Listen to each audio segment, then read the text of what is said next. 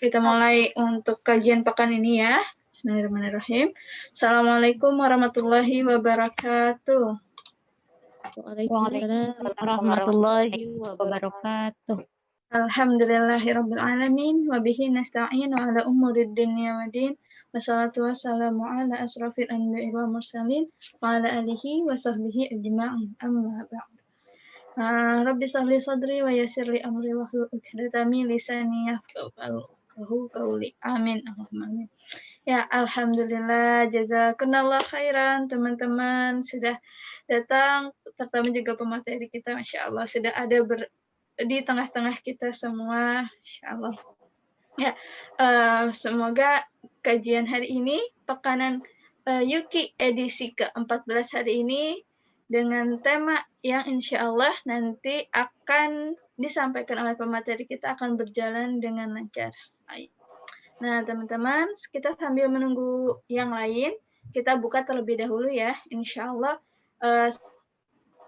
usahakan untuk datang ke sini itu akan mendapatkan pahala gitu. Akan berbeda pahalanya dengan yang datang duluan dan dengan yang datang belakangan. Jadi tenang aja, nggak ada yang sia-sia walaupun kita agak undur nanti jika suatu saat nanti ya. Pahala kita tuh nggak akan sama gitu.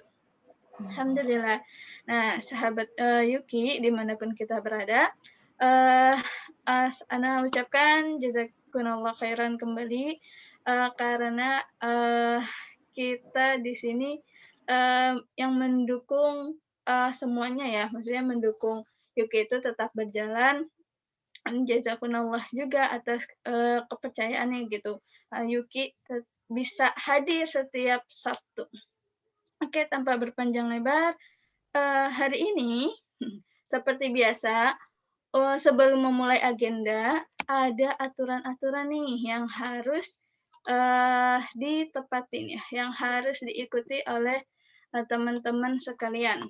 Yang pertama, aturannya adalah ini karena forumnya khusus muslimah, jadi yang hadir adalah para muslimah juga. Terus diusahakan memang harus ya berpakaian muslimah karena memang di sini harus mengaktifkan on kamera.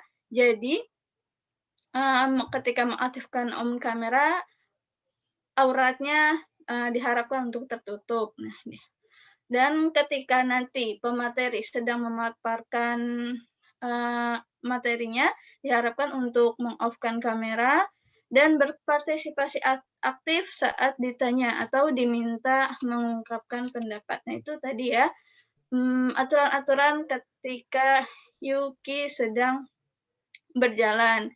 Nah, Sobat Yuki, mari sama-sama kita membuka kajian hari ini dengan membaca doa yang insya Allah akan disampaikan oleh Ukhtina Yuli. Siap, Ukhti Yuli? Baik, Kak. Terima kasih. Bismillahirrahmanirrahim. Assalamualaikum warahmatullahi wabarakatuh.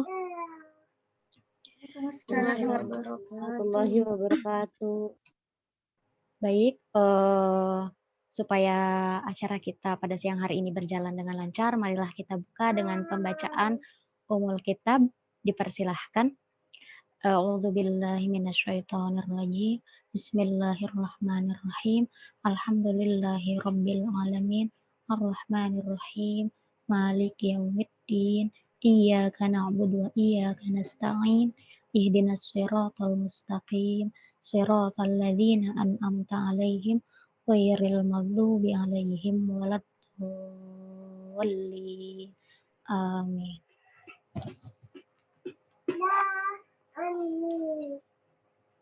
Langsung saja ya, Kak Falzah.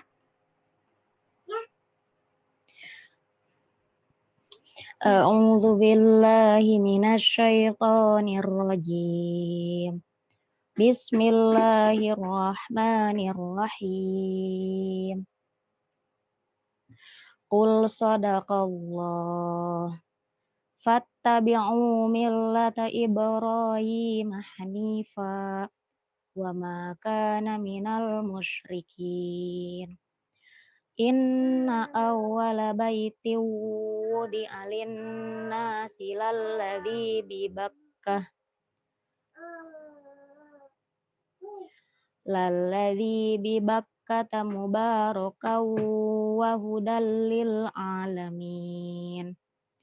Fihi ayatum bayyinatum maqamu Ibrahim wa man dakhalahu kana amina.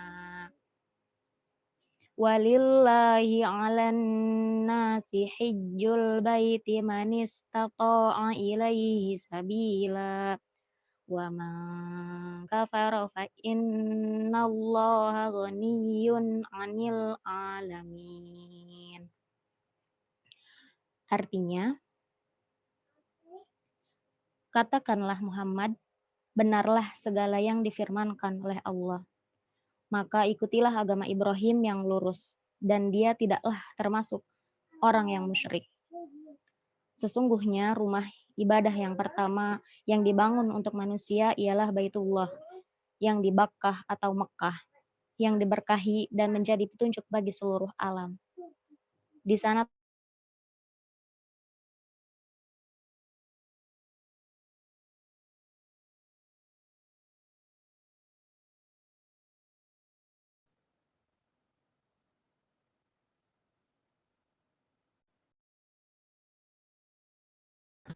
siapa yang mengingkari kewajiban haji, maka ketahuilah bahwa Allah Maha Kaya, tidak memerlukan sesuatu dari seluruh alam.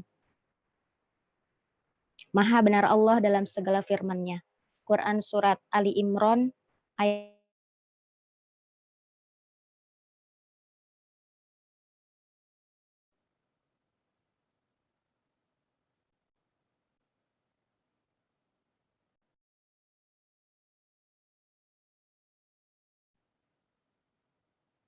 Baik, dilanjut ya. Baik. Masya Allah. Ini sepertinya terlempar ya Ustina Yuli ketika membaca. Alhamdulillah, barakallahu fiik. Alhamdulillah. Jazakumullah khairan ya kepada Ustaz Ukhti Yuli. Semoga yang membaca dan yang mendengarkan Allah beri pahala. Amin. Allahumma amin. Nah, sahabat Yuki, tahu kan hari ini ya tema kajian kita hari ini yaitu adalah naik haji bagi yang mampu. Bukan. Naik haji bila pemerintah mampu. Itu yang benar. Naik haji bila pemerintah. Nah, ini terkait dengan tidak adanya kloter dari Indonesia memberangkatkan haji tahun ini. Nah, alhamdulillah di sini ada di tengah-tengah kita sudah ada Kak Iza. Aku sapa lagi ya. Assalamualaikum Kak Iza. Waalaikumsalam warahmatullahi wabarakatuh, Kak Falzah. Oke, Insya Allah. Ini nih yang kemarin sempat ramai ya Kak diperbincangkan di berbagai kesempatan gitu terkait dengan Indonesia itu tidak memberangkat jamaah hajinya gitu tahun ini. Padahal banyak dari negara-negara lain yang memberangkatkan gitu jamaah hajinya. Ini menjadi polemik bagi bangsa Indonesia sendiri ya Kak.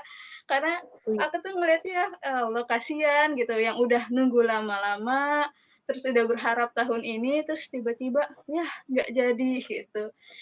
Jadi apa ya, kita juga kan mayoritas muslim gitu ya Kak, yang dimana muslim Indonesia itu paling banyak dibanding dengan negara-negara lain.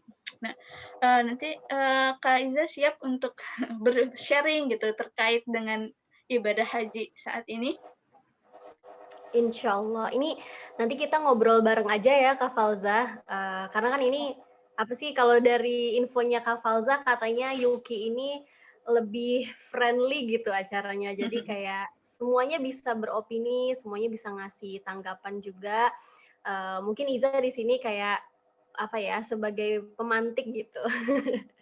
Dan insya Allah sebenarnya ini tema yang sangat seru untuk didiskusikan gitu, nggak cuma di kalangan akademisi aja, tapi juga di kalangan kita sebagai seorang muslim dan muslimah tentunya ya. Ya, oke. Insya Allah. Ini nih Kak, bentar ya.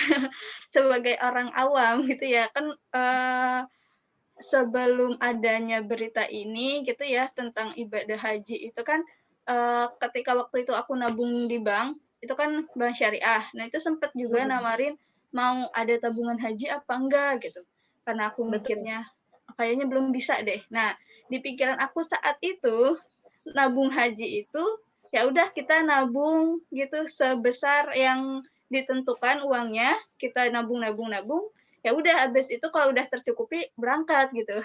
Tapi ternyata setelah mencari tahu lebih dalam, loh ternyata dikelola juga ya uang haji kita yang kita nabung itu. Gitu. Coba nih dari Kak Iza sendiri, langsung aja ya, gimana tentang terkait sama haji di Indonesia. Tafadhol Kak. Oke. Masya Allah. Aduh, kemarin jadi gini teman-teman, tadi udah dibuka ya tadi ya, jadi aku langsung aja menimpali Kak Falzah atas statementnya barusan, karena masalah haji ini tuh masalah yang sangat-sangat foksi banget lah gitu, seksi banget untuk dibahas di berbagai kalangan, terutama kalangan akademisi gitu, karena haji itu sebagaimana kita tahu itu adalah rukun Islam yang kelima ya, rukun Islam kan bener ya? Iya. Haji itu diwajibkan bagi mereka yang mampu. Nah, masalahnya sekarang di berbagai negara Muslim pengelolaan haji itu sudah lebih modern gitu. Satu sisi ini harus kita respon secara positif ya, karena memang pada awalnya kalau di beberapa jurnal yang Iza baca tuh inovasi-inovasi tersebut tuh adalah bentuk respon dari meningkatnya orang-orang yang ingin berhaji, which is orang-orang yang sadar akan kewajibannya untuk menunaikan haji itu kan bagus ya, semakin meningkat, semakin lama semakin meningkat, dan hal ini direspon oleh mereka dengan adanya beberapa inovasi pengelolaan pemberangkatan haji gitu. Nah, yang paling penting dari pengelolaan keberangkatan haji di berbagai negara Muslim itu adalah masalah keuangan tentunya, karena ini krusial banget. Nah, kalau dulu orang berhaji tuh kayak orang backpacker ya gitu, kayak ya berangkat aja berapa bulan gitu di sana, sekali jadi mustami di Masjid Nabawi atau ya berguru di berbagai kajian di sana gitu. Tapi kalau sekarang pengelolaan pemberangkatan haji itu udah semakin simpel dan sebenarnya semakin memudahkan gitu ya, semakin sedikit kesulitan untuk orang tuh berangkat haji.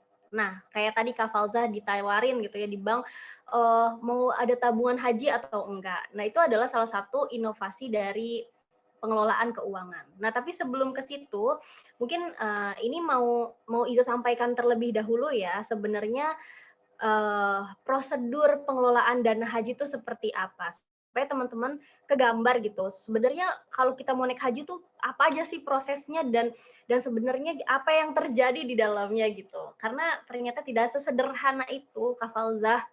Nah, jadi teman-teman, untuk masalah haji di Indonesia, ini kita sekarang di bawah naungan BPKH. Nah, BPKH itu apa? BPKH ini adalah Badan Pengelola Keuangan Haji yang sudah diresmikan oleh pemerintah dan ini sudah banyak prosesnya mulai dari tahun 1999. Nah, awalnya diatur oleh Undang-Undang Nomor 17 tahun 1999, kemudian direvisi lagi di tahun 2008 dan berganti Undang-Undang Nomor 13 ya tahun 2008 tentang ibadah haji. Dan undang-undang ini sampai saat ini juga menjadi rujukan gitu ya, yang menjadi payung hukum pengelolaan keberangkatan haji, termasuk di dalamnya pengelolaan keuangan haji. Nah, di Indonesia ini BPKH ini bertugas sebagai satu-satunya lembaga pengelolaan keuangan haji. Jadi masalah haji ini tuh sebenarnya akan menjadi tanggung jawab BPKH itu untuk menjelaskan ke masyarakat apa yang terjadi saat ini. Nah, makanya kalau di berbagai media mainstream itu BPKH itu lagi rame-ramenya ngasih statement gitu ya, supaya masyarakat ini tetap tenang walaupun nggak jadi berangkat haji. Tapi ya tetap aja ya masyarakat akan terus bertanya-tanya karena memang ada apa gitu. Sedangkan negara lain gitu ya, Malaysia, kemudian negara-negara Muslim yang mayoritas lainnya masih tetap memberangkatkan haji jamaahnya gitu. Jadi masalahnya itu apa sebenarnya gitu kan? Kalau punya uang, kalau uangnya ada, masalahnya itu kan uang jamaah nih. Uang jamaah kalau misalnya mencukupi, kenapa nggak diberangkatin gitu loh. Nah, tapi sebelum ke sana, di sini ada salah satu jurnal yang bagus banget ya. Tadi barusan baca-baca ini apa ya, masalah analisis keuangan, pengelolaan keuangan haji. Nah, ini jurnalnya ditulis oleh Ali Mubarak dari apa nih, UIN Jambi, dan beliau di kesimpulan penelitiannya itu mengatakan bahwa apa namanya, salah satu penyebab apa ya namanya, kerusakan atau banyaknya masalah di pengelolaan dana haji itu karena si lembaga BPKH ini tidak diawasi secara apa ya, secara detail oleh lembaga yang lain gitu, oleh OJK atau oleh apa. Ini menurut kesimpulan si penelitian ini ya. Jadi terbukti gitu di era kabinet Indonesia Bersatu Jilid 2 itu ada salah satu menteri yang menjadi tersangka korupsi dana haji. Nah, karena ini sangat apa ya, sangat basah banget gitu dananya itu. Jadi peluang korupsi itu tinggi. Nah, ini baru salah satu jurnal yang mengatakan bahwa memang pengelolaan dana haji melalui BPKH ini sangat rentan akan masalah. Nah, masalah korupsi, kemudian belum lagi masalah-masalah gagal investasi gitu. Nah, sebelum ke situ, di sini akan dijelaskan terlebih dahulu, teman-teman. Jadi sebenarnya salah satu alasan kenapa haji itu akhirnya dikelola dan ada nih yang namanya produk tabungan haji itu karena memang calon jamaah haji itu membludak ya teman-teman. Dari kuota yang sebenarnya hanya diberikan sebanyak 211.000 per tahun oleh Arab Saudi khusus untuk negara Indonesia, dan ternyata setiap tahunnya kuota tunggu Indonesia itu lebih dari itu, bahkan sampai mencapai angka 3.305.207.000 calon jamaah tunda haji. Artinya itu orang yang lagi nunggu nih, orang yang lagi nunggu untuk diberangkatkan itu sebanyak itu, sementara kuota per tahunnya hanya 211.000. Nah, hal ini dimanfaatkan oleh BPKH untuk membuka produk tabungan haji yang nantinya bermitra sama bank-bank syariah gitu. Makanya kalau ke teman-teman ke bank BSI gitu ya, Bank Syariah Indonesia, itu biasanya suka ditawarin gitu, mau nabung haji atau enggak.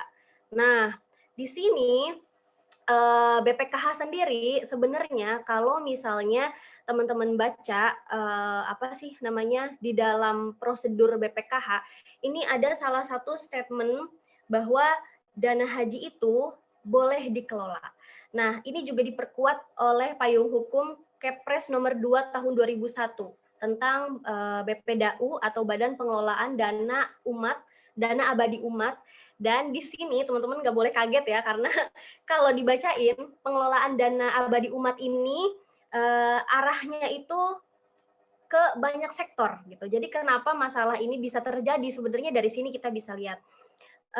Pengelolaan DAU ini diarahkan sebesar-besarnya untuk kemaslahatan umat dan dilaksanakan dalam beberapa bidang. Nah, yang pertama ada bidang pendidikan, kemudian bidang dakwah, kemudian kesehatan, bidang sosial, ekonomi, pembangunan sarana prasarana ibadah, kemudian juga dan penyelenggaraan haji. Jadi di sini ada beberapa bidang yang justru meluas gitu, seperti bidang ekonomi dan juga pembangunan prasarana. Dan hal ini menurut ICW atau Indonesian Corruption Watch, ini lembaga riset, mereka mengatakan bahwa dengan meluasnya alokasi dan pengelolaan dana haji, ini sebenarnya menjadi salah satu penyebab adanya investasi atau adanya berbagai permasalahan keuangan di dalam pengelolaan tersebut. Karena memang dari sini ini kan justru diperkuat oleh payung hukum gitu. Meskipun ini diperkuat oleh payung hukum, tapi ternyata ini dinilai tidak efektif. Bahkan ICW sendiri sudah menganalisa bahwa dengan adanya statement ini akan apa ya, akan terjadi berbagai masalah dalam pengelolaan keuangan gitu, karena keuangan haji yang seharusnya terfokus untuk masalah ini aja gitu, untuk masalah haji, tapi jadi meluas ke masalah infrastruktur, ke masalah ekonomi dan kesehatan gitu. Nah, apalagi sekarang zaman COVID kan, zaman COVID dan kita semua lagi butuh dana gitu untuk itu. Jadi ini dari sini kita bisa lihat gitu, oh ternyata iya salah satu akar masalahnya tuh dari sini gitu. Dan kemudian apa ya namanya, perlu teman-teman tahu, tabungan haji itu kenapa ada tabungan haji gitu ya. Gini, karena tingginya jumlah jamaah tunggu, otomatis ini menjadi salah satu apa ya namanya, peluang gitu, bahwa si dana ini kan orang kan kalau misalnya dia mau naik haji ya, kebanyakan kita tuh nggak langsung bayar cash gitu. Kebanyakan kita tuh sulit untuk kayak, kecuali kalau dia emang udah punya uang ya, udah punya uang sebelumnya. Kayak misalnya orang-orang yang dengan gaji UMR gitu ya, kayak kita nih anak-anak milenial yang baru pada punya penghasilan gitu, mau naik haji. Kan kita masih banyak kebutuhan yang lain sehingga kita belum siap untuk bayar cash sebanyak kurang lebih mungkin 70 jutaan gitu ya, untuk biaya hidup kita sampai 1 bulan ya kalau nggak salah haji itu, ya sekitar 40 hari. Nah, maka dari itu yang dilakukan adalah menabung gitu. Tetapi di perbankan sendiri, teman-teman, yang namanya menabung itu, prinsip perbankan itu tidak boleh terlalu banyak idle fund atau uang menganggur. Jadi ketika ada orang nabung, meskipun kalian akadnya wadiah gitu, wadiah itu kan menitip ya, tetapi yang namanya perbankan itu punya mekanisme pengelolaan sendiri gitu, di mana mereka itu apa namanya ya, tidak bisa gitu hanya menjadi lembaga yang menerima titipan, tapi titipan itu harus dikelola gitu, sehingga apa ya, sehingga perbankan ini memiliki penghasilan gitu, atau bisa survive dalam risk reward-nya. Dan hal inilah gitu yang jadi salah satu inovasi perbankan dengan mengadakan tabungan haji. Nah, tabungan haji di sini teman-teman itu hanya perlu membayar total sebanyak 35 juta. Padahal jumlah yang harus dibayarkan ketika kalian mau ke Mekah gitu ya, ketika kalian mau naik haji itu sebanyak 70 juta nih kalau misalnya pakai biaya pribadi gitu ya, nggak pakai tabungan haji. Nah, otomatis ini kan menggiurkan banget buat orang-orang yang mau naik haji. Kita cuma perlu bayar 35 juta loh, padahal kalau kita ke tour and travel kayak gitu ya, itu kita harus bayar kurang lebih 70 sampai 100 juta, bahkan ya kalau mungkin ada fasilitas-fasilitas tertentu kayak misalnya mau sambil ke Turki atau gimana. Nah, di Indonesia ini pengelolaan haji juga dibagi 2 jenis, teman-teman. Jadi ada yang dia itu haji reguler. Haji reguler ini haji yang dia itu melalui Kemenag gitu ya. Jadi dia daftar tabungan haji, kan Kemenag ini bermitra ke mana, Bank Syariah Indonesia ya. Kalau dulu ada BNI karena sekarang udah merger jadi BSI, dan di sana nanti teman-teman dianjurkan untuk menabung gitu kalau mau ikut haji yang reguler. Tetapi daftar tunggunya sekarang itu bahkan sampai 39 tahun gitu. Bayang ya, dari tahun berapa ya? Tahun 2008-an itu masih tunggunya itu 9 tahun kalau nggak salah. Tapi sekarang nih semenjak membludaknya calon jamaah haji reguler, sekarang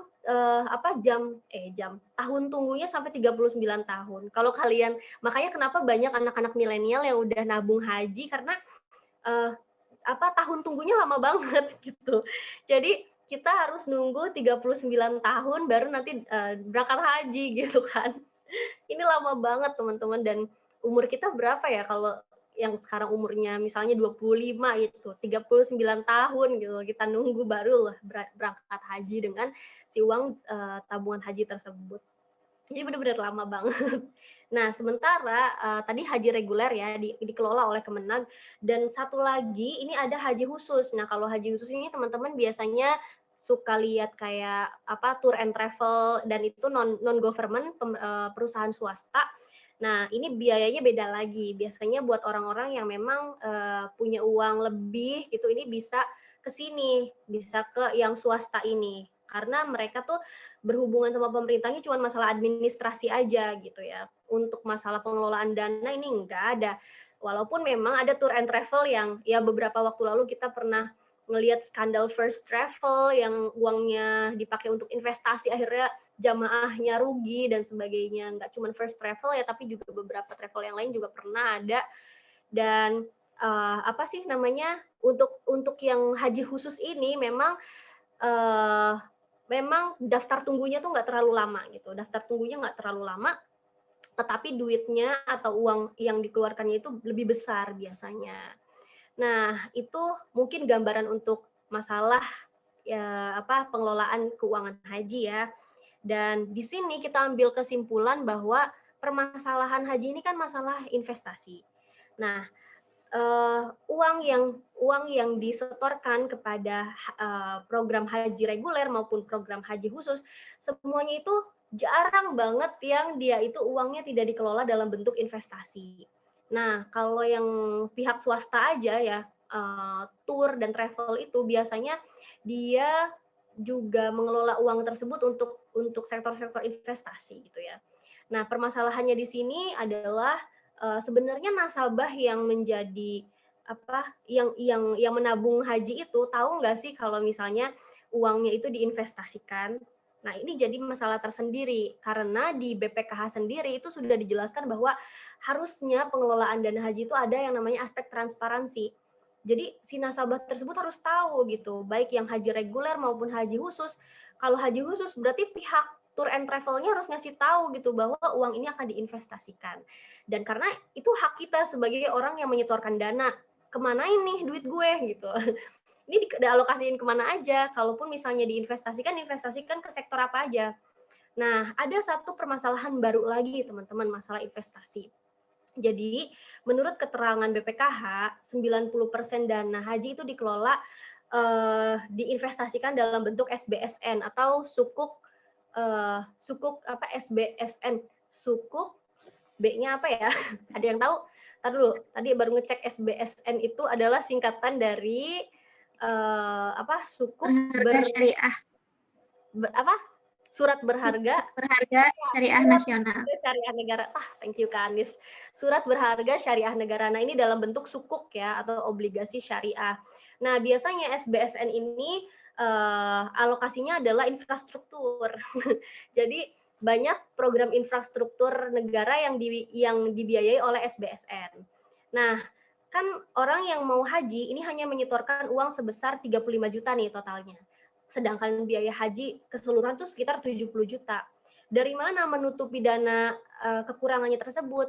Nah, menurut keterangan BPKH, ini dana tambah atau nilai tambah dari uang tabungan haji itu nanti berasal dari imbalan SBSN tersebut. Kenapa yang dipilih SBSN? Karena menurut BPKH ini adalah salah satu Islamic derivatif yang halal gitu. Karena kan SBSN ya sudah ada fatwa MUI-nya dan sebagainya. Dan kemudian SBSN itu pakai akad ijaroh sehingga hasil dari atau ujrohnya itu tetap gitu, bersifat tetap, kayak modelan murabahah aja lah, marginnya itu tetap gitu.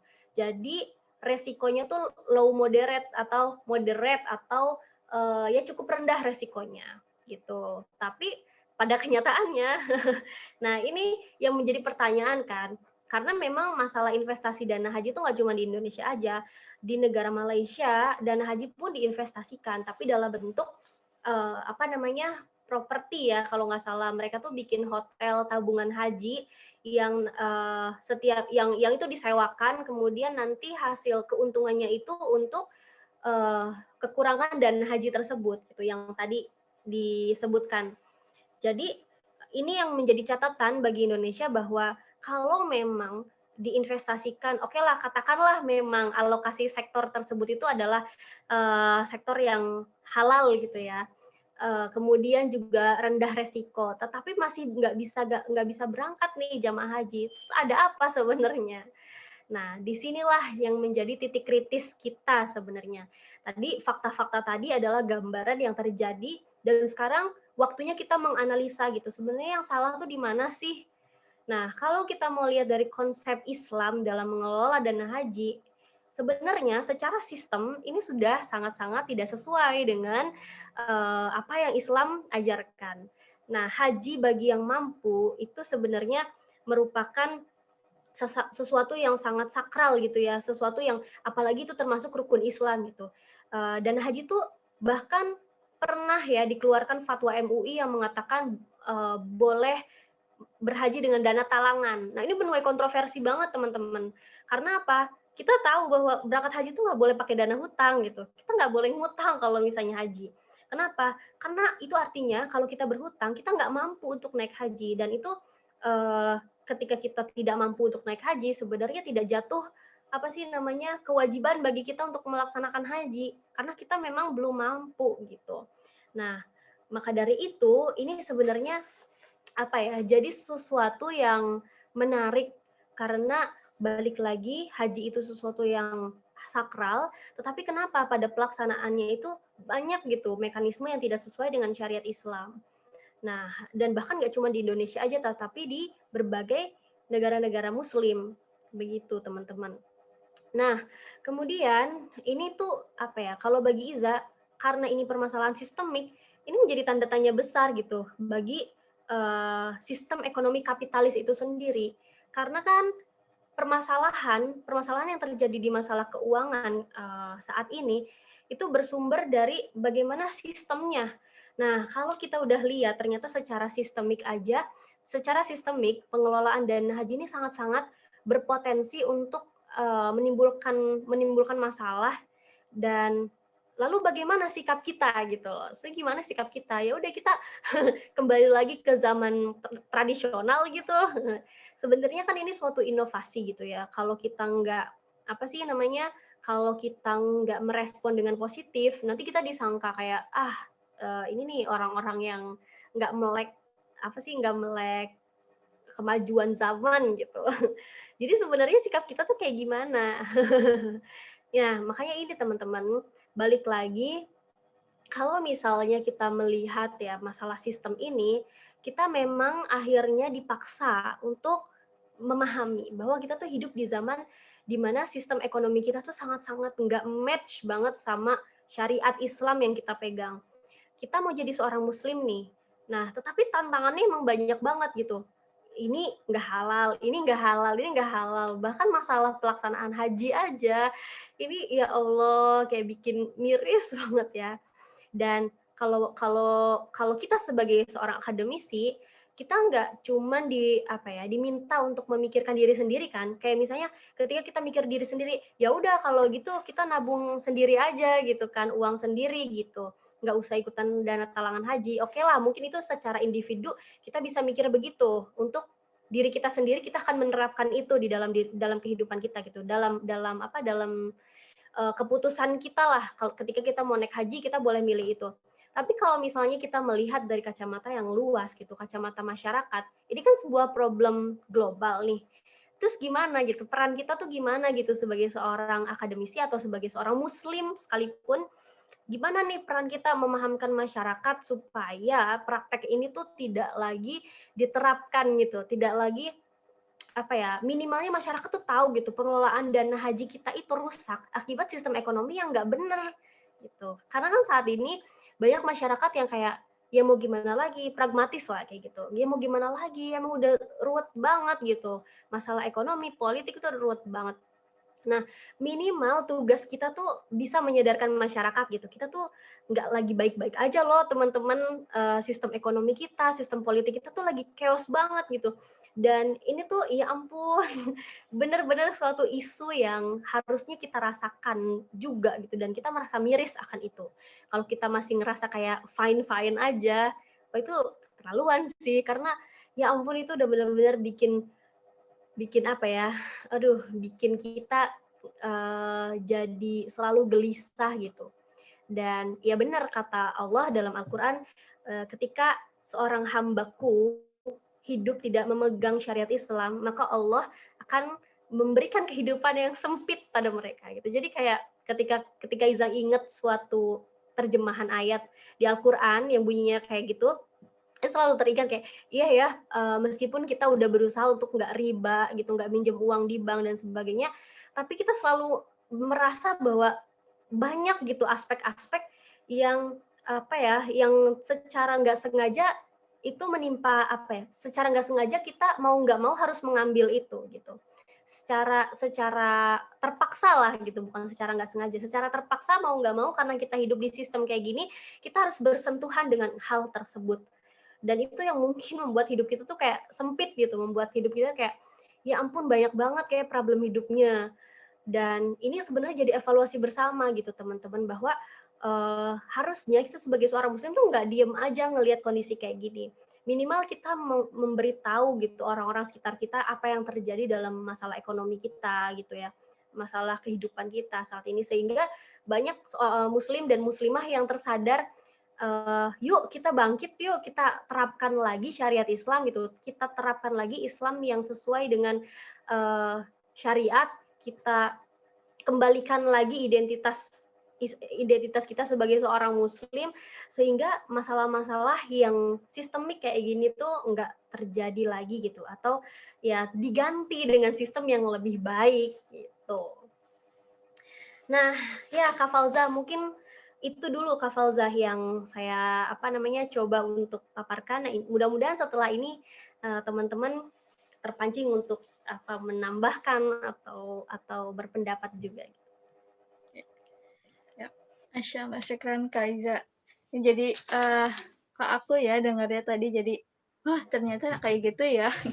Jadi kan waktu kemarin dengar pembatalan haji kan sempat juga repost gitu tentang beberapa artikel yang tadi batal haji. Nah ada kalau aku ada yang ngirim kayak semacam PowerPoint gitu ya, setelah ada kayak diskusi, terus ada PowerPoint-nya, aku dikasih materi gitu, di dalam materinya itu ya benar yang tadi apa kata Kak Iza bilang gitu, bahwa bukan yang dana yang kita tabung itu bukan cuma untuk diem aja di tempat, tapi memang diinvestasikan. Nah, itu sih yang aku sampai bingung. Nah, ini dalam Islam tuh gimana gitu? Apakah boleh? Nah, tadi yang juga bilang ya belum tentu sektornya sektor yang halal semua ya kayak. Iya benar banget. Dan ini Kak Falzah, jadi 90% yang masuk ke SBSN itu tuh nggak semua dana haji kan, masih ada sektor-sektor lain. Nah kalau kemarin tuh baru aja kuliah tentang masalah ini ya, masalah haji, ternyata ada beberapa aspek yang ada beberapa sektor yang dialokasikan dan itu ternyata belum ada fatwa halalnya gitu. Nah kita kan berbicara sebagai seorang muslim, kita kan harusnya kritis ya. Kalau misalnya tadi kalau aku ngelihat kayak kok MUI bisa ngasih fatwa halal terhadap penggunaan dana talangan, itu jadi tanda tanya gitu. Kok bisa gitu? Ini kenapa kok bisa kayak gini? Ini jadi tanda tanya karena kan kita sebagai seorang muslim kita berpedoman bahwa itu dana talangan itu masuknya apa? Boleh nggak sih kita tuh berhutang gitu kan dalam melaksanakan haji? Bukannya kalau misalnya berhutang itu artinya berarti kita belum mampu untuk melaksanakan haji gitu kan.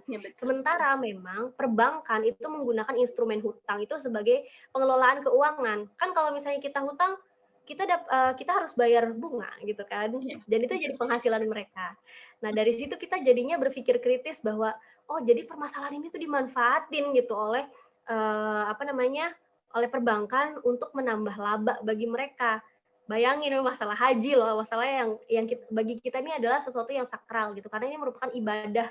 Kita mau mendekatkan diri sama Allah, masa dengan cara yang kayak gini sih gitu kan. Itu jadi tanda tanya besar gitu. Dan ternyata enggak cuma di SBSN aja. Dan gini, masalah SBSN ini sendiri, nah masalahnya sukuk surat berharga syariah negara.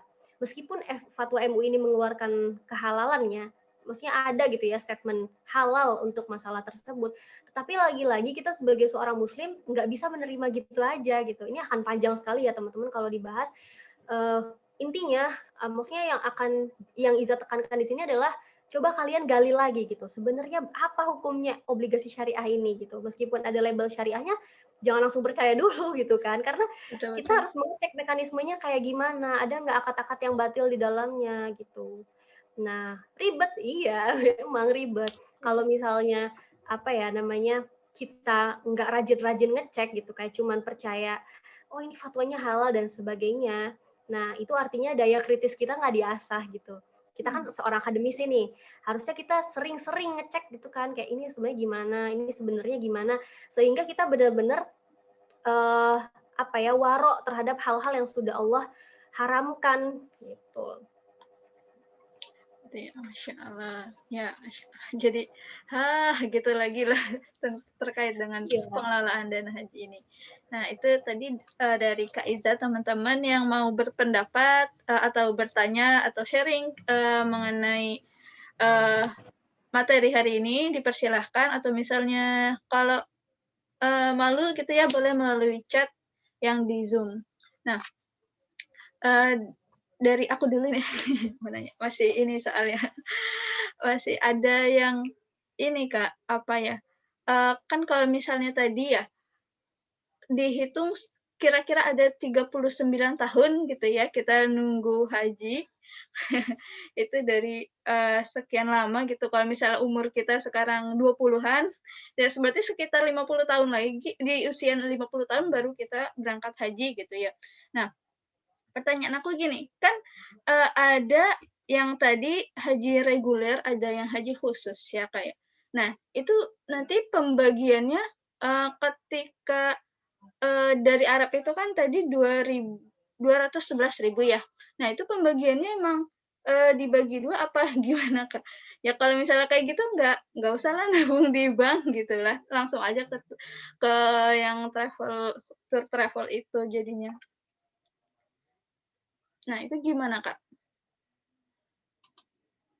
Oke, jadi untuk masalah haji khusus dan haji reguler ya, 211.000 itu kuota total gitu. Kuota total untuk Indonesia dalam 1 tahun.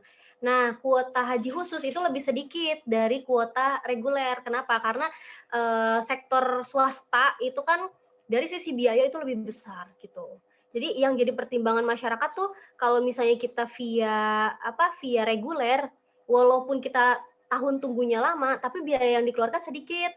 Karena cuma 35 juta gitu. Kan untuk haji 35 juta itu sangat sangat menggiurkan banget bagi masyarakat yang apalagi misalnya usia-usia milenial. Nah, kebanyakan nasabahnya kan usia-usia muda ya. Karena mikirnya itu tahun tunggunya lama tapi kita masih muda gitu loh. Jadi anggap aja itu sebagai tabungan masa tua. Nah, dan kalau misalnya khusus, ini dari sisi biaya gede gitu, kayak modelan program ONH gitu. Yang mungkin nih secara umum misalnya 70 juta, tapi kalau misalnya ONH itu bisa 100 juta lebih. Dan ini kan mikir-mikir ya, kalau kita bukan orang yang punya uang, atau misalnya keuangan kita biasa-biasa aja, agak susah nih untuk bisa mengikuti program yang haji khusus ini gitu. Dan kalau haji khusus daftar tunggunya gimana? Sedikit sih, paling nggak sampai 10 tahun, tapi tetap bertahun-tahun juga. Jadi sekitar kalau tadi baca tuh sekitar 5 sampai 9 tahun gitu. Tapi untuk pemberangkatannya tetap ini ya, Kak, ngikutin dari kuota yang dari Arab. Kan kalau misalnya sekarang kan tahun ini kan dari Indonesia tidak memberangkatkan gitu ya. Berarti sama ya untuk kebijakan tersebut. Nah, kalau terkait masalah tahun ini tidak memberangkatkan itu, sebenarnya kalau dari surat pernyataan Arab Saudi sendiri kan tidak ada statement yang kayak masalah COVID atau apa. Sebenarnya bukan masalah itu gitu. Kalau kita ngomongin COVID, Malaysia juga kena COVID, bahkan beberapa wilayahnya lockdown gitu. Tapi kenapa mereka masih memberangkatkan? Karena kan kita ngelihat kayak prosedur haji saat ini lumayan untuk masa pandemi ya, lumayan lebih semenjak ada vaksin itu udah anggaplah sudah tertangani gitu, karena udah ada vaksin dan sebagainya. Tetapi kan masalahnya adalah bukan cuma masalah COVID gitu, tapi masalah dana ini yang lebih sensitif. Nah, di sini ada dugaan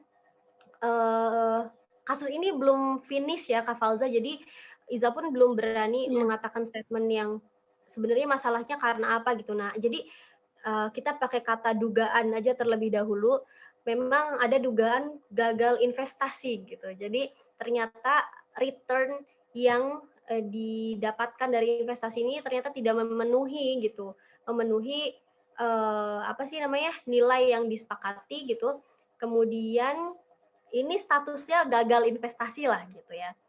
Nah, maka dari itu gak bisa berangkat jamaah haji ini karena memang kekurangan dana. Ini dugaannya seperti itu.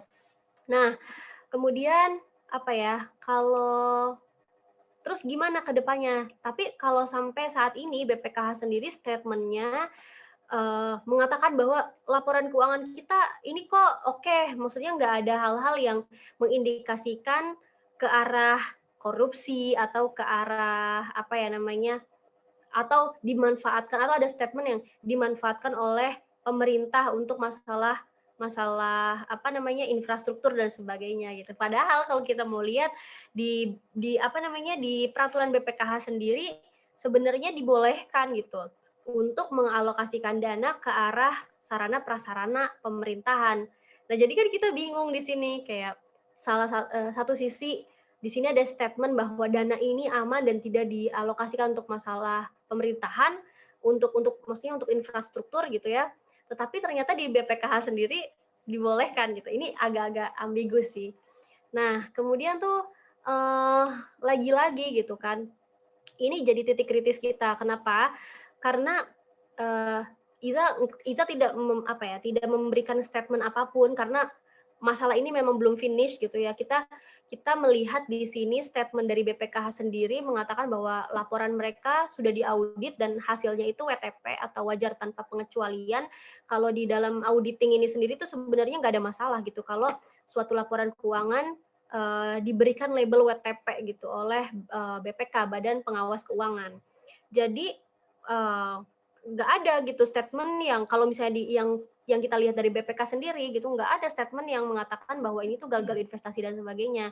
Cuman banyak gitu pengawas atau pemerhati masalah haji ini memberikan statement pendapat bahwa ya apalagi masalahnya kalau bukan gagal investasi, apalagi mengingat kita sekarang lagi ada di kondisi pandemi nih, dan apa ya namanya, banyak banget hal-hal yang membutuhkan dana, dan salah satu dana yang sangat segar untuk digunakan ya dana haji gitu. Karena total funding dana haji sendiri ya di apa namanya di perbankan tuh sekitar 100 triliun. Bayangin itu gimana nggak basah gitu ya. 100 triliun tuh buat membantu memperbaiki ekonomi tuh udah luar biasa banget. Ya gitulah kurang lebih. Gitu ya.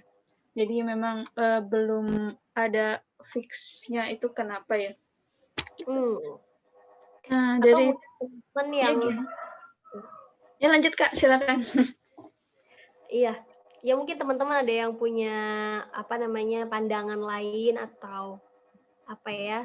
Kalaupun nggak bertanyaan ya mau menambahkan nggak apa-apa.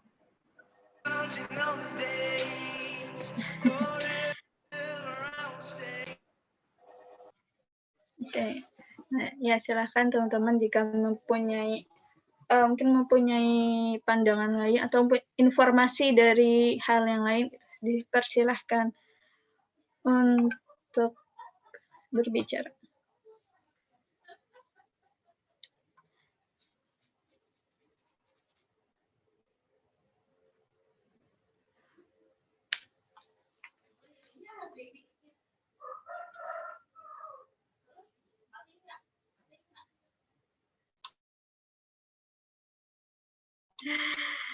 Ya, gimana teman-teman? Dan ada atau mungkin masih bertanya? Kalau aku sih ini terkait sama dana haji itu, yang paling awal diinformasikan itu kan karena Indonesia itu kan tidak mendapat kuota ya dari haji itu. Nah itu sih yang awal mulanya menyulut, kenapa awalnya dibilang gini, tapi setelah ditelusuri kok akhirnya beda-beda, jadi bercabang kemana-mana gitu terkait dengan Indonesia ini tidak memberangkatkan jamaah haji gitu. Nah, mungkin dari Teman-teman, ada yang ingin bertanya atau menyampaikan pendapatnya, silakan.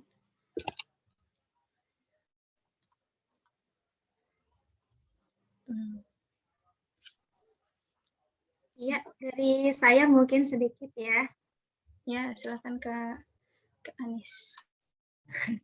Ya, jadi kalau tadi yang dijelaskan oleh Kak Iza ya, itu rasanya seperti, waduh, ada harapan nggak ya untuk kita bisa berhaji? Sementara misalnya dananya belum begitu banyak, gitu, itu masih deg-degan juga, aduh nunggunya 39 tahun ya. Kalau saya kita nih sekarang misalnya ada yang 25, berarti, waduh itu udah usia 60-an ya, itu udah mulai, aduh gimana tenaganya makin berkurang gitu. Kemudian bisa juga kalau kita tunda-tunda sampai hari berikutnya, nambah lagi ya, sampai 50 tahun mungkin waktu tunggunya, dan itu ngeri banget. Kalau saya melihat, apa ya, ini kayak setengah hati ya, pemerintah itu harusnya kan full ya, memberikan pertolongan istilahnya ya, atau bantuan kepada kita. Tapi tidak sepenuh hati, malah yang kelihatan itu adalah setengah hati. Di mana tadi alasannya salah satunya yang paling kelihatan itu katanya demi kesehatan, keluarganya biar nggak ada yang kena gitu ya. Nah, tapi di sisi lain justru malah dibuka jor-joran gitu ya, terutama di misalnya di tempat-tempat wisata. Nah, itu diperbolehkan. Bahkan hari ini saya kan tes itu ya, tes swab antigen. Ternyata ada aturan kalau ke Bali itu harus tes swabnya itu hari ini tes, besoknya ke Bali. Jadi nggak boleh lebih dari 24 jam. Nah, tapi kalau ke tempat lain, misalnya mau pergi ke Sumatera, ke Kalimantan, itu masih boleh 2 kali 24 jam. Kenapa kok beda sih aturannya gitu? Nah, sementara kalau ke tempat yang tadi ya, seperti di Bali itu ternyata sangat strict banget, tapi ya harus ke sana gitu. Maksudnya harus kondisinya 24 jam itu. Jadi di satu sisi dilarang-larang, tapi di sisi lain malah ayo datang gitu. Nah, itu jadi agak gimana ya, itu apakah bagian dari memang benar gitu pemikiran dari pemerintah sendiri. Nah, terus kalau saya berkesimpulan lagi bahwa sebenarnya nggak ada yang istilahnya makan siang gratis gitu ya. Jadi pemerintah tuh ngurusin kita ya karena memang ada maunya, ada uangnya yang bisa diurusi, yang bisa dimanfaatkan gitu loh.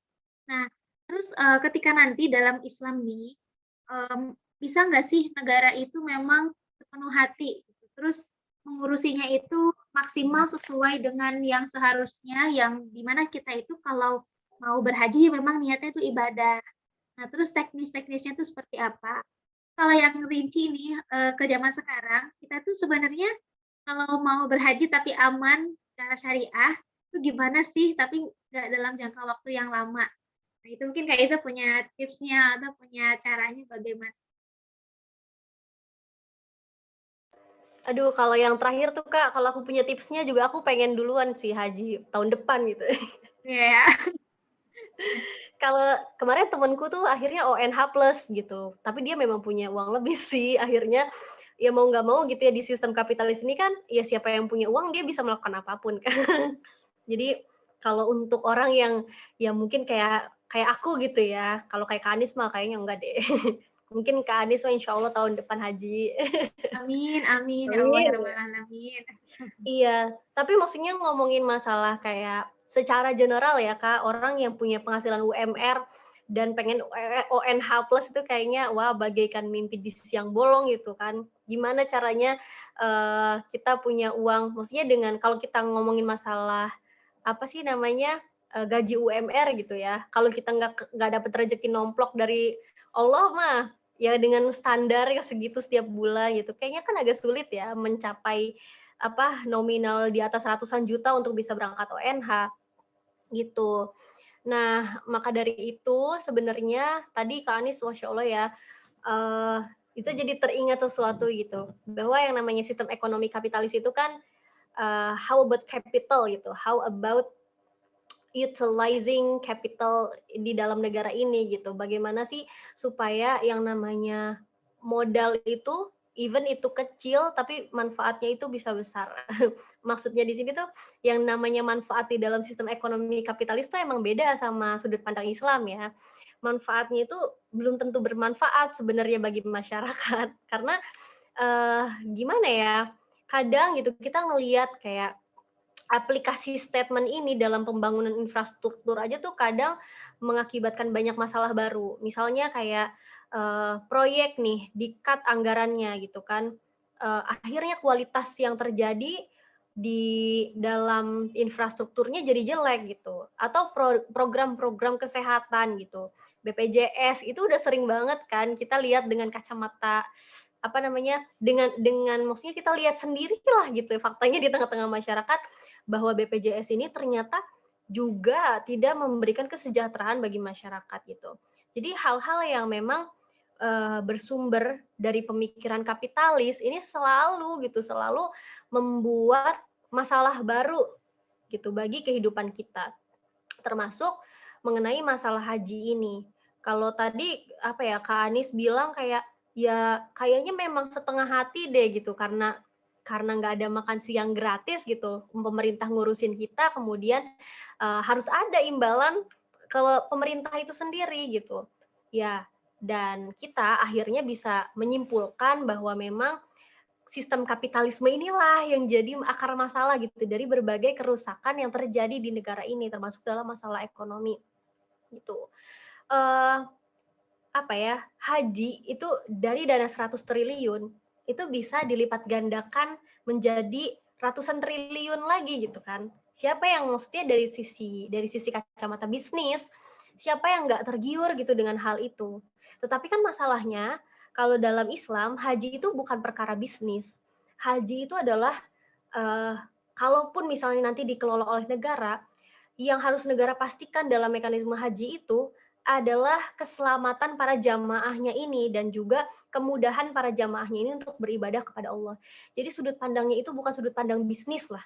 Sudut pandangnya itu sudut pandang Islam, sudut pandang yang ideologis gitu loh. Jadi gimana sih caranya inovasi itu kalau dalam Islam ya, inovasi itu diciptakan oleh negara untuk mempermudah seseorang untuk beribadah. Kayak dulu siapa yang Ibnu Abbas ketika dia menciptakan pesawat itu kan niatnya supaya orang-orang di berbagai penjuru dunia itu mampu mempermudah ibadah haji gitu, mampu menempuh perjalanan yang lebih sedikit untuk untuk sampai ke tanah suci dengan niat seperti itu gitu loh. Nah harusnya kalau misalnya ada inovasi nih tentang haji, inovasinya itu bukan sudut pandang bisnis, tetapi untuk mempermudah orang menunaikan kewajibannya, untuk mempermudah orang beribadah kepada Allah. Dari sini kita bisa melihat gitu, negara kita tuh nggak begitu sudut pandangnya. Negara kita tuh sudut pandangnya sudut pandang bisnis banget gitu, teman-teman. Jadi kayak gemes sendiri ya kalau ngomongin ini, apa-apa di bisnisin itu. Bahkan masalah COVID yang itu, ya Allah sekarang tuh COVID lagi naik lagi ya. Jadi segala sesuatu itu semua jadi bisnis. Kemarin sedikit curcol ya, karena pengantin baru gitu kan, baru ngadain hajatan. Waduh ya Allah itu benar-benar yang namanya COVID itu bisnis banget Kak. Kayak yang tadinya untuk masalah keamanan ya, itu bisa 5 juta sendiri deh pokoknya bener-bener yang ya Allah, ini kalau dialokasin buat dana yang lain bisa beli apa gitu ya, bisa untuk apa. Ini dan mau nggak mau kita sebagai masyarakat ya harus mengeluarkan dana itu gitu. Kalau enggak kita nggak bisa gitu ya hajatan. Jadi bener-bener ya Allah ini buat teman-teman yang mau nikah di era pandemi nih siap-siapin loh. Jadi nggak murah ya. Jadi apa ya Allah ini ya hidup di zaman yang segalanya serba dibisnisin, segalanya sudut pandang pemerintahnya pun beda banget dengan sudut pandang pemerintahan di zaman Islam. Jadi kita semakin merindukan gitu gimana Islam itu meriayah umatnya. Kita semakin merasa bahwa benar ya kata Allah gitu. Kalau misalnya kita tidak mengemban syariat Islam, kehidupan kita tuh akan sempit. Dan itu kerasa banget gitu. Iya apa-apa bayar, ini bayar, tol bayar, dan semua aspek-aspek publik semua itu jadi ladang bisnis. Ya pokoknya ini menjadi salah satu yang semoga bisa membuat kita semakin kritis gitu terhadap apa yang terjadi saat ini. Sama satu lagi kali Kak yang dibisnisin. Aku pernah dengar kalau misalnya kan kalau ke ibadah haji kan kalau perempuan harus beserta mahramnya ya. Karena di sana kan terus-menerus. Nah, katanya ini kalau bisa dengan uang pengganti gitu. Mahramnya dari sana gitu. Nah, kalau kayak gitu apakah juga termasuk dibisnisin? Terus dalam Islam itu jadinya gimana, Kak? Masya Allah, aku justru baru tahu kalau kayak gitu, ternyata bisa jadi mahram pengganti. Ya ampun. Iya, intinya sih sebenarnya ya, seharusnya sebuah inovasi itu ada untuk memudahkan seseorang kan, melaksanakan ibadah. Nah, kalau misalnya inovasi tersebut, kacamatanya kacamata bisnis gitu ya, ini menjadi sebuah renungan tersendiri bagi kita gitu, karena ini bukan inovasi sebenarnya, tapi ini adalah pemanfaatan dari sebuah kesulitan gitu loh. Jadi apa ya? Kenapa bisa ada hal-hal yang seperti itu? Balik lagi karena ini kita sudah melekat di dalam otak kita tuh bagaimana berpikir kapitalistik, bagaimana berpikir seperti para pebisnis, bahkan dalam urusan-urusan keibadahan gitu. Dan ini kan harusnya menjadi evaluasi sendiri bagi kita. Kok bisa ya negara ini tuh punya sudut pandang yang seperti itu? Bahkan masyarakat sendiri tuh sekarang jadi kalau kata pernah baca buku gini kayak sebenarnya peradaban itu mendidik masyarakatnya secara tidak langsung. Melalui apa? Ya melalui kebijakan-kebijakannya gitu ya. Sehingga masyarakat juga terpengaruh menjadi orang-orang yang kapitalistik banget gitu. Orang-orang yang kalau mau berbuat baik tuh harus ada timbal baliknya gitu, dan itu harus berupa materi gitu kan. Kalau ada orang nih masih masalah anget-anget ya, masih masalah nikahan misalnya. Ada orang misalnya kondangan, itu kita banyak gitu masyarakat yang menganggap bahwa hal itu harus kembali gitu. Padahal kan kalau kita niatnya memberi, harusnya hanya berharap imbalan tuh kepada Allah aja, bukan mengharapkan imbalan dari orang lain gitu. Nah, masyarakat ini sekarang udah melekat banget ya permasalahan pemikiran-pemikiran kapitalistik itu dalam diri mereka. Dan ini merupakan didikan peradaban, di mana saat ini kita hidup di dalam peradaban yang semuanya serba kapitalis gitu, serba apa-apa dibisnisin. Nah, jadi kalau yang tadi Kak Falza bilang gitu ya, hal tersebut yang dibisnisin juga dan sebagainya, ya mungkin iya gitu. Karena kan sebenarnya yang namanya mahram itu siapa? Kita tahu yang namanya mahram itu ayah kita, suami kita, atau kakak laki-laki kita gitu ya, bagi kita yang perempuan. Jadi mana mungkin sih gitu bisa tergantikan gitu kan. Walaupun misalnya, walau alam ya kalau hukumnya gimana, itu bukan di ranah Iza, dan Iza juga belum mendalami itu gitu. Jadi kalau ya balik lagi, teman-teman, inilah gitu saatnya kita berpikir kritis dan semakin tersadar gitu terhadap apa yang terjadi saat ini. Masya Allah. Jadi gitu ya, dari ibadah haji lanjutnya ke sistem kapitalis nih yang sekarang lagi mendominasi dunia. Ya. Gimana teman-teman? Ada yang mau sharing-sharing lagi atau ada yang mau ditanyakan gitu? Insya Allah akan dijawab semampunya.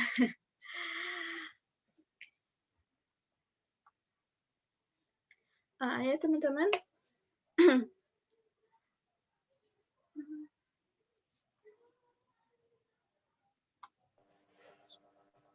Boleh disapa satu-satu Kak, dicolek-colek dulu. Dicolek-colek. Oke, dicolek dari Kak Ulan. Nah, gimana Kak Ulan? Ada yang mau ditanyakan nggak terkait dengan ibadah haji ini?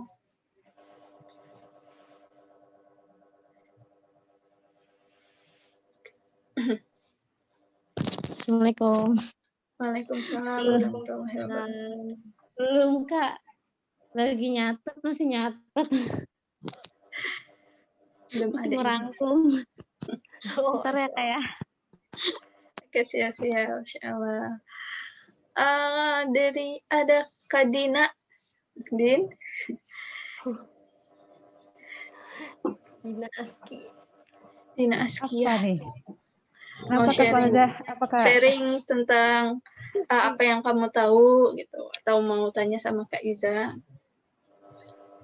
apa ya? Kalau untuk permasalahan ekonomi itu emang udah pelik ya, nggak usah maksudnya tanpa kita mencari tahu pun itu akan di-up sendiri di media gitu ya.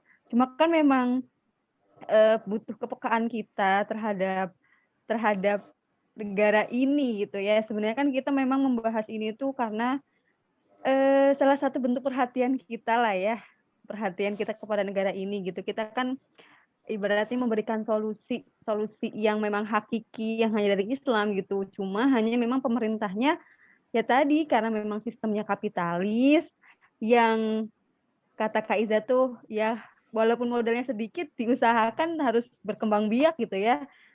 Ternyata yang berkembang biak itu bukan makhluk hidup aja gitu ya, uang juga bisa berkembang biak gitu ya. Jadi apa sih ya, termasuk makhluk yang hemaprodit gitu ya, dia bisa berkembang biak gitu dengan sendirinya gitu ya. Nah, jadi ya itu tadi permasalahannya sudah mengakar, bukan hanya masalah ekonomi. Kalau dipretelin itu, kalau tadi Kak Iza bilang itu politik dan ekonominya udah carut marut gitu ya. Ya memang kalau dari segi orang ekonomi, iya itunya kelihatan banget gitu ya. Yang paling terlihat memang itu. Tapi kalau kita pretelin lagi, bahkan semuanya itu sudah nggak sesuai gitu. Kalau dikatakan mah orang udah sakit banget gitu ya. Udah tinggal ngitung hari sebenarnya gitu. Cuma kan mungkin Allah lagi mau yang namanya orang sakit disiksa itu gimana sih ya. Jadi harus seperti ini dulu gitu. Kita ketika berjuang susah gitu ya. Kadang memahamkan orang umum yang belum paham tentang hal ini itu kan apa sih keras alot gitulah, harus berulang-ulang gitu. Nah, ini juga sama untuk kita juga memahamkan orang umum pun untuk peka terhadap permasalahan yang sedang kita hadapi, yang sedang Indonesia hadapi, negara ini khususnya gitu ya, itu kan butuh berulang-ulang kali gitu. Bukan hanya dari sektor haji aja, belum lagi sektor impor itu lagi kan, masalahnya banyak gitu ya. Memang butuh orang-orang yang peka, jadi memang PR buat diri sendiri juga ya, buat diri saya sendiri khususnya, umumnya ya untuk orang lain juga gitu ya, bahwa ya harus belajar dan harus peka dengan lingkungan sekitar gitu. Gitu sih Kak Falzah statement aku. Makanya aku ikut kajian ini nih, biar paham. Masya Allah. Keren.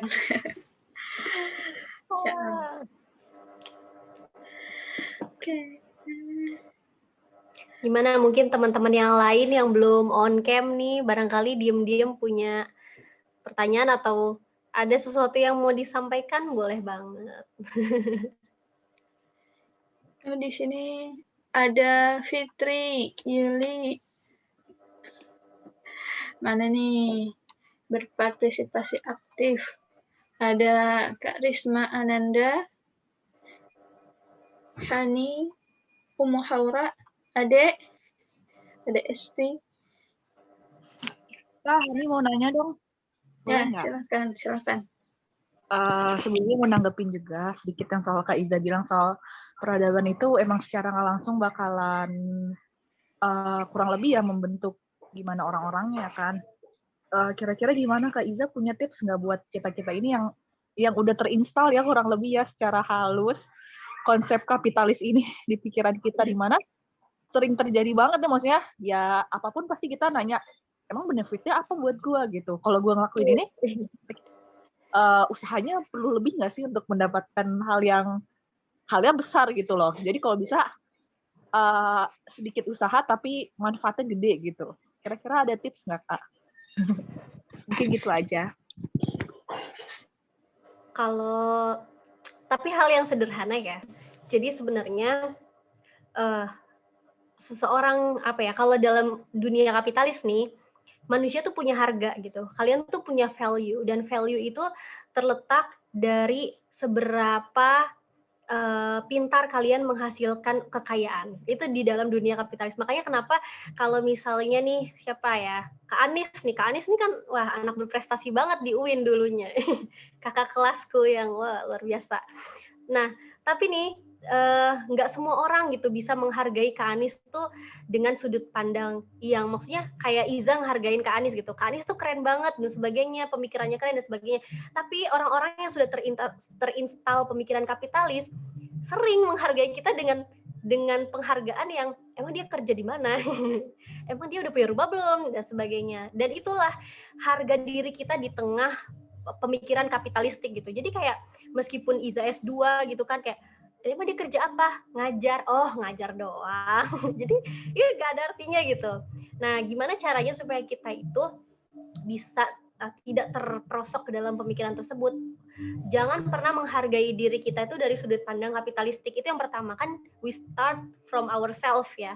Hargai diri kita tuh dari sudut pandang Islam. Jadi kayak, wah saya nih orang yang sudah berusaha untuk apa ya namanya sesuai dengan syariat Islam. Itu value tersendiri loh teman-teman.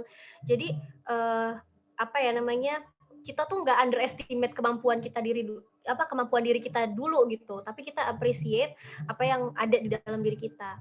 Nah, mulai dari diri kita dengan men-treatment diri kita yang seperti itu, insya Allah kita akan bangga dengan identitas kita sebagai seorang Muslim. Nah, kalau kita udah bangga sebagai seorang Muslim, kita juga akan melihat masyarakat itu dengan sudut pandang itu gitu. Jadi kita melihat masyarakat itu sebagai orang yang dia punya value, bukan dari sudut pandang kekayaan atau hal-hal yang tidak hal-hal yang berbau kapital gitu ya. Tapi kita melihat mereka tuh orang-orang yang mengajak kepada kebaikan gitu. Mereka orang-orang yang selalu berusaha untuk menaati Allah dan Rasul-Nya. Kemudian mereka adalah orang-orang yang selalu berusaha untuk berbuat baik kepada sesama. Ini adalah value tersendiri gitu, supaya kita tuh terlatih untuk tidak terperosok ke dalam pemikiran kapitalis gitu, pemikiran liberalis dan sekularis. Dari situ, start from ourselves. Nah, setelah itu, karena masalah kapitalis ini, ya masalah peradaban ini udah luas banget, konfliknya juga udah beragam. Nah, ini kalau dibahas panjang banget ya teman-teman. Insya Allah nanti the next pemateri Yuki akan membahas inilah.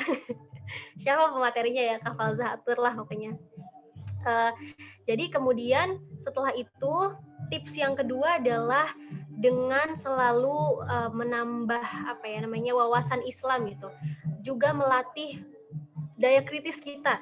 Melatih daya kritis untuk kita tuh jangan selalu mengiyakan apa yang terjadi gitu. Apa yang misalnya ini kata fatwa MUI begini misalnya, even itu fatwa MUI sekalipun, tapi gunakanlah daya kritis kita untuk menganalisa apa yang terjadi di tengah-tengah masyarakat saat ini, sehingga kita itu penuh pertanyaan di otak kita tuh selalu nggak puas gitu.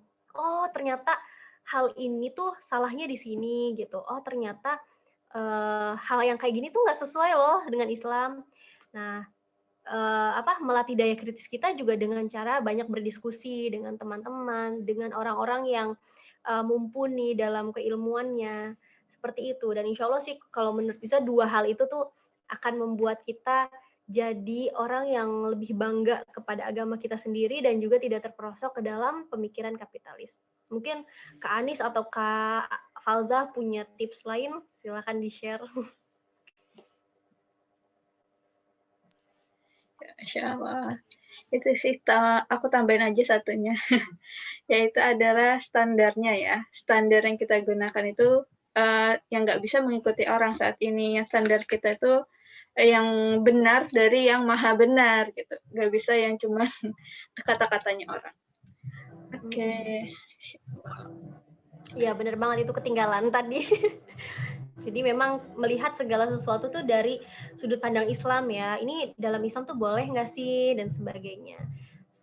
Kalau kita ngelihat dari sudut pandang Islam, kita tuh jadi orang yang nggak peduli lah mau orang itu ngikutin tren kekinian, BTS, mil atau apa gitu ya. Jadi kita selalu berpedoman kepada apa yang Allah bolehkan dan apa yang Allah larang. Kita ikutin aja itu semua. Insya Allah ya, kalau gitu bisa membentengi diri kita gitu ya Kak. Nah, gimana Hani? Ada yang mau ditanyakan lagi? Enggak Kak, Masya Allah cukup banget. Jazakillah khair. Oh iya, Masya Allah. Oke, selanjutnya dari teman-teman yang lain gimana nih? Dan ini ya, tadi ketika tips-tips yang dari Kak Iza sampaikan juga aku ingat.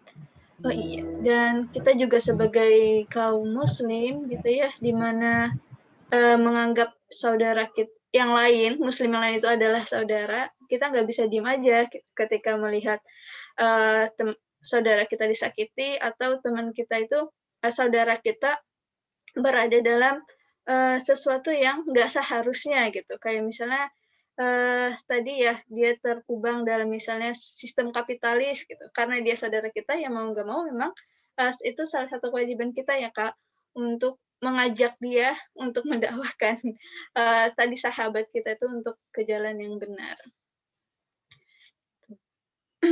Nah, oke. Nah, gimana dari teman-teman yang lain? Ada yang mau ditanyakan lagi?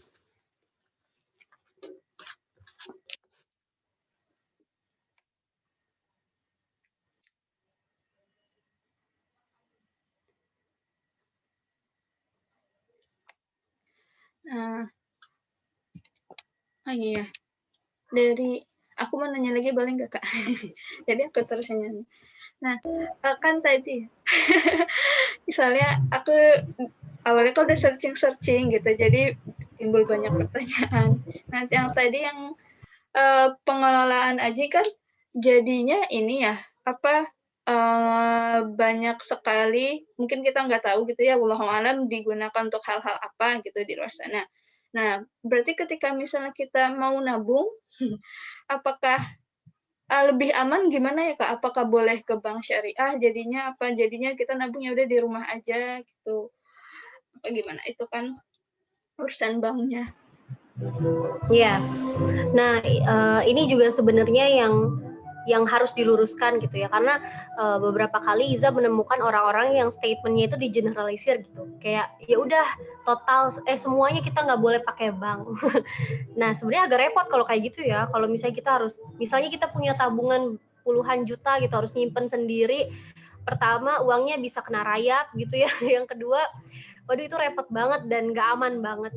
Dan sebenarnya teman-teman, masalah perbankan ini, maksudnya keterikatan individu dengan perbankan ini, kita berpedoman pada akad yang sudah yang sudah diajarkan dalam Islam gitu ya, bahwa kalau misalnya mau nabung boleh pilih nih, ada akad mudorobah, ada akad wadiah. Nah kalau untuk lebih aman pakainya wadiah karena cuma titipan aja. Nah kalau misalnya ternyata kan perbankan itu akan mengelola dana kita juga gitu, diputar juga supaya nggak banyak idle fund. Itu urusan perbankan sebenarnya. Walaupun ya sebenarnya mau nggak mau ya, yang kayak tadi Iza bilang, kayak kita tuh ada di salah satu kondisi yang mana kita tuh pasti kecipratan debu riba gitu. Maka dari itu untuk masalah ini tugas kita adalah bagaimana kita tuh menyadarkan banyak orang terhadap pentingnya penerapan sistem ekonomi Islam gitu. Karena ketika orang itu sadar, oh sistem ekonomi Islam itu harus diterapkan, dan sistem yang dimaksud tuh seperti apa, mekanismenya dan sebagainya, apa yang harus diperbaiki. Nah insya Allah kan kita turut andil gitu dalam usaha menghindari yang namanya kebatilan gitu. Nah kalau sekarang kita ada di kondisi tersebut, ya udah kita berdoa sama Allah dan nggak tinggal diam, intinya kayak gitu. Tetapi kan mau gimana lagi gitu kan Kak Falza, nggak mungkin kita nggak pakai bank, kita mau transfer ke orang juga susah gitu. Makanya untuk saat ini sudut pandang yang kita yang harus kita miliki adalah ya kita nggak boleh meninggalkan inovasi. Balik lagi bahwa adanya perbankan juga merupakan sebuah inovasi gitu ya dalam dunia keuangan, dan kita sebagai akademisi yang nggak bisa gitu mengabaikan hal itu gitu. Artinya kan kita nggak pro kemajuan banget, tetapi kita juga nggak cuman sampai di situ aja. Sudut pandang kritis kita harus ada gitu, bahwasanya mungkin di zaman Islam pun nanti akan ada perbankan, tetapi mekanismenya nggak kayak sekarang gitu. Mekanismenya akan lebih memudahkan seseorang untuk menuju ketaatan kepada Allah gitu loh motivasinya. Perbankan dalam Islam atau Baitul Mal dalam Islam itu ada untuk memudahkan seseorang itu terbebas dari riba, kemudian juga memudahkan seseorang yang butuh modal untuk bisa memulai usahanya kembali gitu. Dan itu semua diwujudkan oleh negara supaya masyarakat itu lebih dekat kepada Allah. Ujung-ujungnya tuh motivasinya ke situ gitu. Kalau sekarang kan adanya perbankan saat ini tuh motivasinya motivasi bisnis gitu ya. Even itu syariah gitu. Bahkan kalau nanti teman-teman baca jurnal-jurnal tentang banget ya masalah ekonomi itu luas banget itu. Dan saat ini perbankan syariah tuh masih kesulitan gitu loh antara kepatuhan syariah dengan pengembalian resiko pengembalian imbalan ya, misalnya kayak bagi hasil gitu, agar masih tetap dengan sesuai standar syariah tuh masih kesulitan. Kenapa? Karena masalahnya mayoritas perbankan di kita tuh nggak mau gitu pakai akad-akad yang resikonya tinggi kayak musyarakah atau mudarobah gitu ya, karena dia harus memperhatikan laporan laba rugi dari si mitranya itu. Ini kayak terlalu serius, nanti aja deh dibahasnya. Intinya ya perbankan kita tuh masih kesulitan gitu untuk bisa sesuai dengan syariah. Nah, maka dari itu sebenarnya nabung itu boleh di bank tapi pakai akad wadiah aja gitu. Toh kalau kita mau lihat dari kewajiban berhaji itu sendiri kan bagi yang mampu gitu ya. Nah, teman-teman kalau yang punya potensi bisnis atau sebagainya itu uangnya lebih baik dialokasikan untuk menambah kekayaan dari sektor real aja gitu, dari bisnis atau dari apalah gitu. Bahkan banyak kok contohnya kayak beberapa teman ya, walaupun awalnya itu mereka kan tekadnya kuat gitu ya untuk nggak mau riba, nggak mau apa. Insya Allah bukakan kok rezekinya gitu. Banyak teman-teman yang akhirnya memulai bisnis gitu. 5 tahun pernikahan itu mereka udah bisa haji dengan ONH plus gitu, dan keren banget kan, maksudnya umur belum nyampe 30 gitu udah bisa. Dan ya maksudnya intinya kalau kita punya tekad kuat tekad kita, insya Allah Allah berikan kemudahan dalam hal rizki. Gitu Kak Falza. Jadi kalau mau nabung boleh pakai akad wadiah gitu ya, kan lebih aman. Dalam statement ini maksudnya kita juga sebagai seorang muslim nggak bisa gitu mengharamkan perbankan secara keseluruhan gitu, karena perbankan itu sendiri kan sebuah inovasi gitu ya. Harus kita apresiasi lah keberadaan perbankan itu. Yang harus kita kritisi adalah bagaimana mekanisme di dalamnya. Gitu, yang itu tentu masih banyak PR banget. Nanti kita juga memilih transaksinya sesuai sama Islam ya. Iya, betul. Nah, kalau yang menarik ini Kak Falza, kalau sekarang tuh permasalahannya udah lebih permasalahan keuangan tuh semenjak ada dunia vintage itu lebih lebih seru lagi, ada kripto, ada saham gitu. Orang anak-anak milenial kayak kita tuh pengen cuan gitu. Kalau misalnya main apa-apa pengen cuan gitu. Nah, ini juga menjadi tantangan kita sendiri. Kalau tadi kata siapa yang Hani atau siapa tadi? Ini kan salah satu tantangan nih, peradaban mengajarkan kita untuk memiliki sudut pandang kapital. Lewat sini loh, lewat transaksi ini. Kayak kita sebagai seorang ekonomi nih, kalau misalnya nggak main saham itu sekarang tuh udah ada standar kayak malu banget lu nggak main saham gitu. Orang saham banyak yang syariah kok, boleh milih reksadana, boleh milih sukuk gitu. Sukuk kan syariah ya, SBSN kayak gitu kalau emang mau low risk. Tapi kita memilih untuk enggak nih, paling kita investasi logam mulia aja lah kalau punya duit. Itu agak-agak memalukan gitu kan bagi seorang akademisi ekonomi Islam gitu. Masa iya enggak. Tapi balik lagi di situ adalah tantangan tersendiri bagi kita bagaimana mempertahankan identitas kita sebagai seorang muslim. Kita mau lebih hati-hati ini dalam masalah ekonomi. Karena itu bagian dari agama kita juga kan, bagian dari usaha agar kita selalu taat kepada Allah gitu. Maka dari itu ya mudah-mudahan teman-teman lulus akan tantangan ini. Karena ini ke depan bakal banyak banget gitu yang ya bisa jadi mencibir, bisa jadi julid dan sebagainya terhadap keputusan yang kita lakukan gitu. Ya Allah, ini baru, jadi ini belum seberapa lagi ya, dan nanti bisa jadi ada inovasi-inovasi baru yang wallahu alam gitu iniannya gimana. Iya. Ya Allah. Nah, itu dari Kak Iza ya. Gimana, ada yang mau ditambahkan lagi enggak?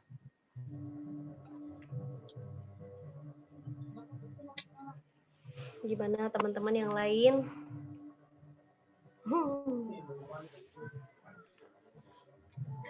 Ada yang udah mau program haji? Barangkali bisa sharing-sharing.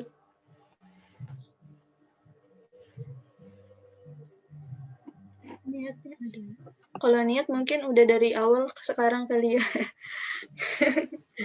Niatnya Ya. insya Allah. Iya, insya Allah semuanya bisa naik haji. Mudah-mudahan dengan cara yang yang diridhoi oleh Allah gitu ya. Jangan jangan dengan cara yang batil. Amin.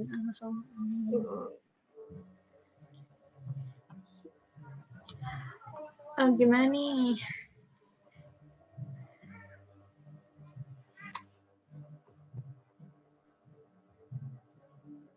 Yang belum nanya silahkan, hayo.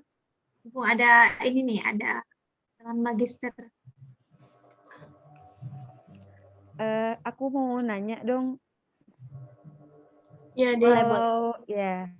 kalau di Islam sendiri itu kan yang memang namanya kewajiban, sebenarnya kan itu ya, di rukun Islam itu kan haji bagi yang mampu gitu ya. Jadi kan memang ketika dia merasa mampu, dia baru berkewajiban untuk berhaji gitu ya.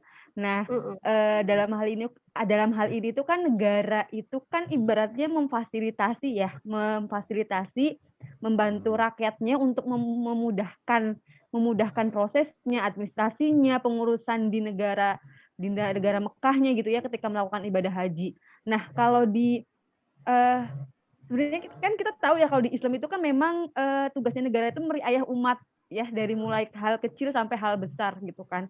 Nah, kalau untuk hal ibadah haji ini sendiri gitu ya, walaupun ini itu berkewajiban kena kewajibannya itu ke individu masing-masing, ketika negara itu meriayah, itu boleh nggak sih negara itu mengambil keuntungan gitu, maksudnya dalam di sini, dalam arti sini itu untuk kepentingan pribadi si negara itu sendiri.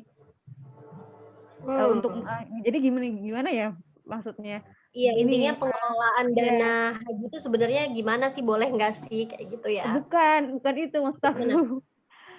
Jadi ketika negara itu mengurusi hal ini, hal tentang haji masyarakatnya gitu loh, maksudnya negara kan menarifi itu, boleh nggak sih gitu mengambil keuntungan, dihargain gitu, maksudnya ibarat dihargai untuk fasilitas yang mereka berikan itu, dikasih harga gitu, itu boleh nggak sih sebenarnya kalau kayak gitu? Padahal kan ini urusan umat gitu loh, ya memang kewajiban negara juga gitu, boleh nggak sih kalau kayak gitu tuh? Nah, iya, ini menjadi salah satu permasalahan tersendiri, masalahnya boleh atau enggak. Nah, kalau misalnya masalah boleh dan enggak, kita kembalikan lagi pertama ke motivasi gitu. Pengurusan negara akan keberangkatan haji itu motivasinya apa? Kan ya innamal a'malu biniat. Jadi segala sesuatu itu tergantung pada niatnya. Kalau negara, fungsinya negara ada itu untuk apa sih? Sebagai regulator kan, sebagai sebagai suatu institusi yang meriayah umatnya, sehingga umatnya itu bisa merasakan kesejahteraan, dan sehingga umatnya itu bisa benar-benar merasakan semua fasilitas dan kemudahan dalam berbagai aspek gitu, dalam masalah pendidikan, ekonomi, sampai masalah ibadah gitu, sampai masalah ibadah haji sekalipun. Jadi negara itu bukan sebagai corporation, bukan sebagai suatu instansi yang meraup keuntungan gitu dari program-program kemasyarakatan gitu, termasuk program ibadah haji ini. Nah, dari sisi niatnya aja udah salah gitu kan, kalau kita bicara niat nih. Nah, karena masalah muamalah, akad muamalah dan akad ibadah ini kan hal yang berbeda nih. Kalau akad muamalah, ini kan muamalah itu ada dalam sebuah sudut pandang corporation gitu, dalam sudut pandang bisnis. Ya, kalau misalnya niatnya sedekah, ya nggak masuk muamalah dong. Tapi muamalah itu sesuatu yang memang diatur, walaupun itu adalah masalah ekonomi, tapi ada aturannya nih dalam Islam. Dan akad muamalah ini beda gitu, bukan ditujukan untuk hal-hal yang berbau ibadah. Jadi bedakan yang namanya aspek ibadah dan aspek muamalah. Nah, haji di sini aspek apa? Aspek ibadah kan? Mana bisa gitu haji itu disatukan dengan masalah muamalah. Jadi sebenarnya tugas negara di sini adalah cukup mempermudah prosesi keberangkatan haji, kemudian keselamatan jamaahnya, which is jamaahnya ini adalah warga negara dari warga negaranya gitu kan. Kan negara wajib menjaga keselamatan warga negaranya. Dari situ tugas negara itu kita bisa lihat itu nggak ada indikasi-indikasi bisnis di dalamnya, jadi cukup segitu aja. Kalau misalnya ada indikasi bisnis di dalamnya, kita patut bertanya gitu kan, kayak tadi Kak Anis bilang, ini sepenuh hati apa setengah hati gitu loh. Jadi dari sisi motivasinya aja udah salah. Nah, kalau masalah muamalah, nah ini kan makanya kenapa banyak ulama itu dia melihatnya dari sudut pandang muamalah gitu ya. Kalau dari sisi muamalah misalnya ada dana nih, kita sebagai nasabah berakad kepada bank syariah.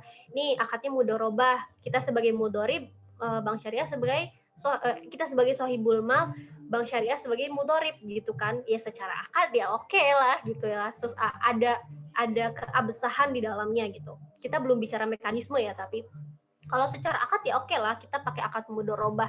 Tapi nanti mekanismenya gimana dan sebagainya kita nggak bisa make sure gitu, kita nggak bisa memastikan. Dan di sini apalagi negara memberikan harga gitu kepada jamaah, ini nggak banget gitu loh. Dalam Islam tuh ini nggak banget. Karena teman-teman bisa cek gitu ya sejarah bagaimana haji dilakukan di zaman kehilafahan, ini jauh berbeda dari apa yang dilakukan oleh pemerintah kita saat ini. Gitu. Haji bagi yang mampu itu benar-benar dilihat dari standar individu kan. Jadi kayak ini individu ini mampu nggak sih melaksanakan haji, baik dari sisi finansial maupun fisik gitu loh. Karena kan haji itu kan lama dan juga banyak aktivitas di dalamnya gitu ya. Jadi masalah fisik juga harus dipastikan. Nah, maka dari itu ini hal yang harusnya menjadi perhatian pemerintah. Bukan pemerintah tuh bukan cuma ngurusin masalah keuangan aja. Justru kalau masalah keuangan kan itu dikembalikan kepada individu kan. Individu ini mampu atau enggak gitu. Karena kan masalah haji itu itu dikembalikan kepada individu. Kalau misalnya dia belum mampu pun nggak jadi kewajiban bagi dia gitu. Nah, jadi di sini kita bisa lihat pemerintah itu di zaman kapitalisme ini kayak gimana sih motivasinya ngurusin masyarakat. Dari situ kita bisa lihat gitu, apakah sepenuh hati ataukah setengah hati. Dan ya cukup jadi catatan bagi kita dan juga renungan bagi kita apa yang harus kita lakukan ke depannya. Apakah hal yang kayak gini tuh patut dipertahankan atau enggak gitu. Kalau buat Iza pribadi sih ya harusnya udah nggak dipertahankan lagi gitu, dan harusnya kita udah mulai look up ke sistem yang lain gitu yang lebih mensejahterakan kita, ya ini sistem yang berasal dari Allah dan dari Al-Qur'an gitu ya. Jadi benar-benar yang namanya pengurusan masyarakat itu sepenuh hati, nggak setengah hati.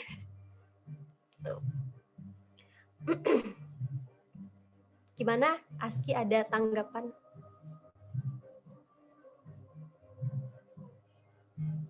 Cukup Kak, ya tergambarkan ya. Jadi memang akhirnya malah yang tadi akhirnya kebuka lagi ya, ketika memang negara itu kan tadi berkewajiban melindungi nyawa nyawa penduduknya ya, masyarakatnya gitu. Jadi keinget ketika ada orang yang meninggal ketika beribadah haji pun, ketika mau dibawa ke Indonesia pun itu berbelit-belit lagi gitu ya. Dan itu kan harusnya kalau misalkan pengurusan negara itu secara total kepada penduduknya itu kan ketika dipulangkan ya dipulangkan aja gitu ya, nggak usah ribet gitu. Kadang ada ditanya ya biayanya ada tidak gitu ya, pengurusannya aja terlalu rumit gitu. Jadi memang negara ini kurang, bukan setengah hati lagi ya, kadang udah nggak ada hati mungkin gitu sih ya. Ya begitulah pokoknya ya. Iya dulu pernah ya yang banyak itu ketiban apa tuh Dek, yang kayak tiang gede gitu, apa sih namanya ya? Keren bukan? Crane. Iya, crane. Iya itu. Iya itu juga menjadi catatan tersendiri tuh pengelolaan haji di Indonesia. Wah, untuk masalah yang seperti itu ya, karena pengelolaan haji itu banyak ya.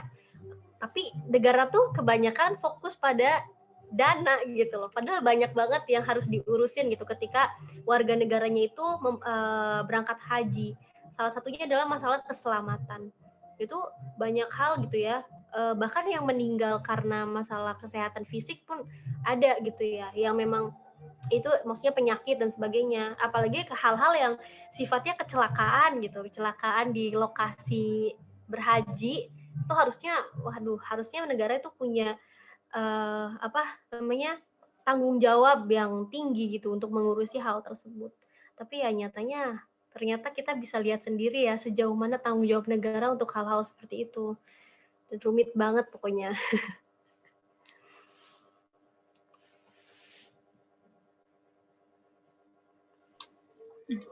Jadi istilahnya kalau dalam sistem kapitalis ini nggak ada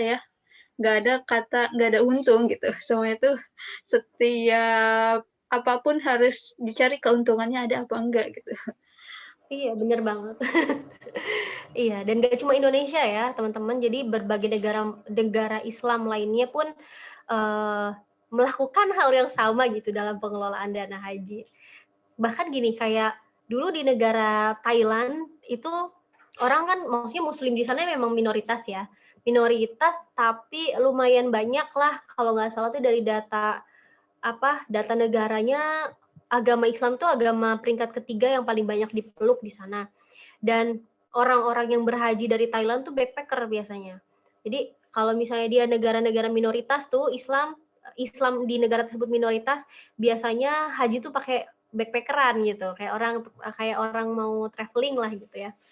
Nah, bahkan Thailand itu udah look up ke Indonesia gitu. Dimana Indonesia tuh kan pengelolaan haji itu ada di bawah BPKH. Nah, mereka udah mulai mencontoh tuh lembaga-lembaga ini yang harus ada gitu di negara mereka untuk mengatur masalah haji. Nah, permasalahannya Thailand yang mayoritas mayoritas penduduknya itu non-Islam, itu gimana gitu loh pengelolaan dana tersebut, kira-kira mampu nggak itu benar-benar sesuai dengan syariat Islam, bahkan ya pengelolaannya jauh dari one prestasi kayak gitu-gitu. Kira-kira bisa nggak? Itu kan agak-agak tanda tanya juga ya. Bahwa dana haji itu dana basah gitu, dana di mana itu benar-benar bermanfaat banget bagi negara kalau misalnya mau dimanfaatkan. Bayangin itu 100 triliun gitu, sebuah pemasukan besar yang dapat dimanfaatkan untuk program-program negara. Nah, kita kan sejauh ini masyarakat tuh tidak semuanya mengetahui yang namanya dana haji itu diinvestasikan ya. Artinya prinsip transparansi ini tidak terbangun gitu di tengah-tengah masyarakat. Kita aja baru tahu gitu kan yang namanya dana haji diinvestasikan itu setelah ada rame-rame kayak gini gitu loh. Jadi di sini yang paling penting adalah bagaimana sebagai masyarakat pun kita menjadi orang yang kritis untuk melihat kondisi ekonomi dan kondisi politik gitu loh, yang terjadi seperti apa. Setelah dana itu diinvestasikan, kemudian alokasinya kemana dan sebagainya. SBSN itu sendiri kan yang namanya surat yang dikeluarkan oleh negara, berarti kan negara itu butuh uang. Dari situ kita berpikir lagi, wah negara butuh uang gitu, makanya negara membuka surat berharga tersebut ke pihak-pihak yang mau berinvestasi. Negara membuka SBSN tersebut tuh kepada masyarakat juga loh. Jadi kalau SBSN itu, kalau teman-teman yang belum tahu, sebenarnya bisa gitu kita tuh sebagai masyarakat berinvestasi dalam bentuk SBSN, dan SBSN itu juga ditujukan untuk lembaga-lembaga tertentu di dalam pemerintahan, salah satunya BPKH. Jadi atas nama BPKH itu menginvestasikan sejumlah dana haji kepada negara dalam bentuk instrumen SBSN. Jadi lucu ya, kayak begini alurnya gitu. Nanti barulah dana haji tersebut mendapatkan nilai tambah dari keuntungan SBSN tersebut. Ya, pokoknya kurang lebih begitulah alurnya. Jadi, dan SBSN ini adalah yang namanya investasi, kita harus tahu ya bahwa ada yang namanya resiko dan ada yang namanya imbalan. Nah, resiko dan imbalan ini berbanding lurus gitu loh. Jadi, kalau misalnya ada suatu kondisi di mana negara itu tidak dalam kondisi untung gitu, ini akan mempengaruhi imbalan dari SBSN tersebut. Makanya dari sini kan analisanya kenapa akhirnya dikatakan gagal investasi ini ada banget gitu. Kenapa? Karena kita kondisinya lagi kayak gini sekarang, COVID, kemudian ekonomi lagi nurun banget gitu. Dan wajar kalau misalnya negara tidak bisa mengembalikan ujroh dari SBSN ini kepada BPKH sebagai imbalan atas dana haji. Dan ini adalah salah satu catatan bagi kita bahwa sektor non real ini kan berarti BPKH bermain sektor non real gitu ya. Ini besar sekali resikonya gitu dalam dunia investasi. Dan kenapa Malaysia juga memilih untuk menginvestasikannya hanya 20% loh. Malaysia tuh hanya menginvestasikan 20% dari dana haji untuk infrastruktur, kalau nggak salah ya tadi dia bangun hotel syariah gitu ya. Kemudian dari situ keuntungannya untuk menambahi dana haji. Nah, dari situ Malaysia belajar bahwa memang dana haji itu resikonya tinggi, investasi dana haji itu resikonya tinggi, makanya hanya 20%. Nah, dari sini kan kita bisa lihat bahwa satu aspeknya adalah kurang efektif dan efisiennya pengelolaan dana haji. Yang kedua, memang secara sistem masalah ini tuh akan selalu ada gitu. Bahkan Malaysia yang maksudnya hanya menginvestasikan 20% dana haji pun itu mengalami masalah. Buktinya kan kayak tingginya antrian dan sebagainya. Dalam Islam kan pemberangkatan haji itu mungkin kalaupun ada antrian gitu, bukan kayak masalah dana gitu. Kalau Iza berpikir kayak bisa jadi ada antrian itu karena mungkin menunggu return dari SBSN itu ya. Karena kan yang namanya investasi butuh waktu untuk bisa cuan gitu loh, butuh waktu untuk bisa untung. Nah, makanya antriannya itu jadi panjang. Berpengaruh dari situ juga salah satunya. Kalau misalnya mungkin orangnya kayak ONH plus itu kan langsung berangkat gitu kan. Karena emang uangnya ada dan kuotanya ada. Ya pokoknya rumit lah ya. Menarik. Masya Allah. Baru ini dari dana haji ya, yang ini yang tidak lepas gitu dari sistem kapitalis yang dimana harusnya diolah milik rakyat yang sebagian besar itu diinventariskan gitu ya, dan wallahu alam itu diinventariskannya kemana gitu. Nah, teman-teman alhamdulillah gitu ya, sudah jam 2.54. Nggak terasa ini pembahasannya luar biasa banget. Syukran Kak Iza atas materinya, sharingnya hari ini. Barakallahu fikum. Nah, karena udah selesai, aku minta nih Kak satu closing statement dari Kak Iza untuk kita semua. Yang bisa, silakan Kak. Ya, closing statement-nya singkat aja, teman-teman. Masalah haji ini adalah hanya satu masalah yang terjadi akibat diterapkannya sistem ekonomi kapitalis. Nanti teman-teman akan banyak menemukan lagi berbagai masalah yang muncul akibat diterapkannya sistem ekonomi kapitalis ini, yang merupakan wujud dari adanya sekularisme, yakni pemisahan agama dengan kehidupan. Nah, sekularisme ini dampaknya gede banget gitu teman-teman. Salah satunya adalah menjadikan aspek ibadah ini menjadi sudut pandang bisnis gitu, seperti yang masalah dan haji ini. Dan jangan sampai kita sebagai seorang muslim diam aja melihat fenomena seperti ini. Semoga kita sebagai seorang muslim juga melek gitu apa yang harus kita lakukan, apa yang harus kita opinikan di tengah masyarakat, sehingga masyarakat itu lebih terbuka gitu mata hatinya, kemudian pemikirannya akan semua yang sudah terjadi pada saat ini adalah dampak dari hilangnya atau keabaian diri kita terhadap syariat Islam. Nah, solusinya adalah kita harus kembali ke syariat Islam, teman-teman. Apapun resikonya gitu ya, apapun perjuangannya, kita harus terus memegang teguh syariat Islam, karena hanya dengan inilah Allah itu memberikan kehidupan kepada kita yang mulia gitu di mata Allah. Allah hindari kita dari kehidupan yang sempit, dan Allah berikan keberkahan ke dalam kehidupan kita. Ya, tanpa syariat Islam semua masalah ini akan terjadi dan terjadi lagi gitu, nggak akan ada habis-habisnya. Saat ini dana haji, besok ada lagi, belum korupsinya, belum yang lain gitu. Jadi ya, sampai kapan kalau nggak dengan syariat Islam kita merubah peradaban, maka dengan apa lagi? Ya mungkin mudah-mudahan ini bisa menjadi pelajaran bagi kita semua. Kurang lebihnya mohon maaf karena pasti banyak banget kurangnya. Mudah-mudahan teman-teman juga bisa memaklumi. Kita sama-sama belajar lah intinya gitu. Kayak gitu aja Kak Falza. Oke, Masya Allah. Jazakallah khairan Kak Iza atas waktu dan kesempatannya. Nah, Alhamdulillah telah sampai ya kita pada penghujung kajian pekan ini.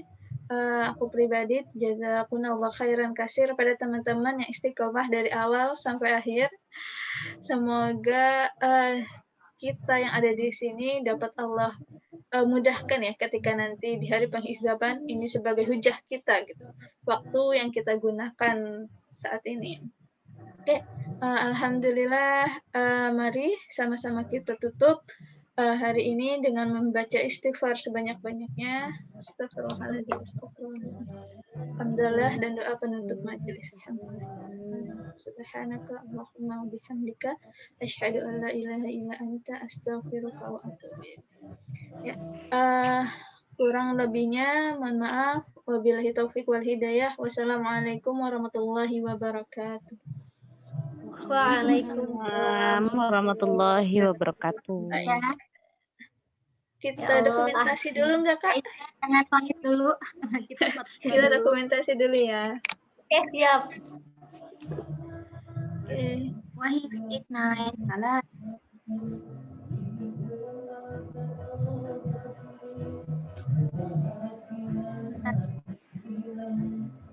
Lagi Kak. Ya. Satu lagi ya. Kan mau spotlight pembicaranya. Oke. Wahid isnain salah. Syukran, Masya Allah. Thank you ya, Kaiza. Sama-sama. Makasih ya teman-teman. Makasih Masya Kak Allah. Iza ilmunya. Mudah-mudahan bisa ketemu lagi next time. Aku Amin. jadi mustamilnya aja lah.